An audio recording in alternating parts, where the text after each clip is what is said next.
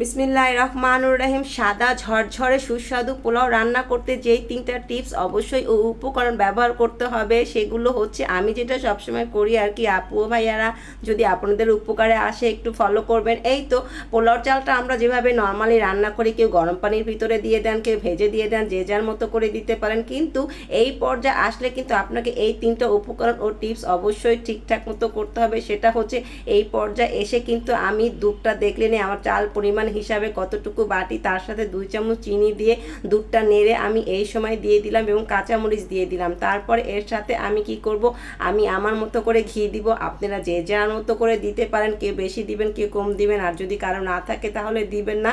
এই তো ঘি দেওয়ার পরে তারপরে কিন্তু আমি নেড়ে চেড়ে হালকা ভাপে কিছু সময় বসিয়ে রাখবো। তারপরে এই যে দেখেন আমার পোলাওর চালটা কিন্তু ফুলে দ্বিগুণ হয়ে গিয়েছে এবং ঝরঝরা হয়ে গিয়েছে।